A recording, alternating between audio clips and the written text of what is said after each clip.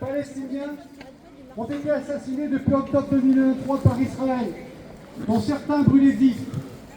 Plus de 60 000 Palestiniens ont été assassinés depuis cette date, auxquels s'ajoutent plus de 115 000 blessés.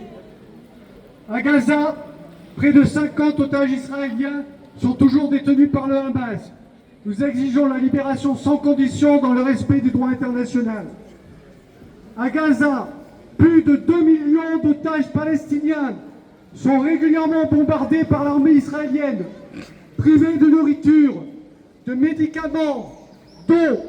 Nous exigeons que l'armée israélienne quitte toute la Palestine et rende ainsi sa liberté au peuple palestinien dans le respect du droit international. Monsieur Macron, un génocide ne se regarde pas de la frontière égyptienne. Un génocide, ça s'arrête. Mais vous, que faites-vous?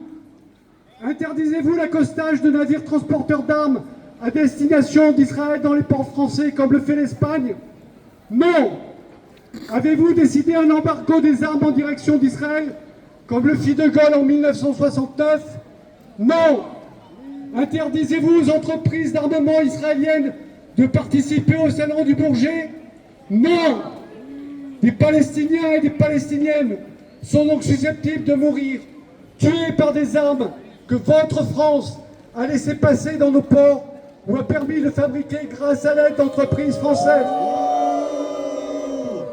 Votre France, monsieur Macron, pue la mort. Le 18 mars, Israël a rompu l'accord de cessez-le-feu en reprenant ses bombardements et en poursuivant la colonisation-annexion de la Cisjordanie. L'objectif visé par Israël est la réalisation du plan Trump que prévoit la déportation de masse des Gazaouis. Monsieur Macron, qu'avez-vous fait? Avez-vous posé un acte diplomatique fort, comme le rappelle en France de notre ambassadeur en Israël? Non. Arrêterez-vous Netanyahou s'il pose un pied sur notre territoire, comme le demande la Cour pénale internationale? Non.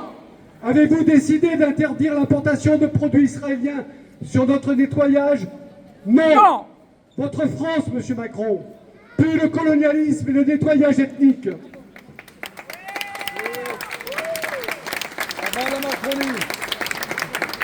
12 pays de l'UE ont reconnu l'État de Palestine. Ont-ils procédé à un chantage pour le faire? Non. Et vous, que faites-vous? Vous exigez qu'en échange de la reconnaissance par la France de l'État de Palestine, plusieurs pays arabes reconnaissent Israël, un État colonial, terroriste, qui pratique l'apartheid sur son territoire et est gouverné par une extrême droite génocidaire, alors même que dans certains pays arabes, des foules manifestent pour exiger de leur pays qu'ils cessent la collaboration avec Israël. Votre France, monsieur Macron, pue la complicité de crimes de guerre, de crimes contre l'humanité, de crimes de génocide. Pour finir, monsieur Macron, voici 3 vers de Ma France de Jean Ferrat qui semblent correspondre à notre réalité.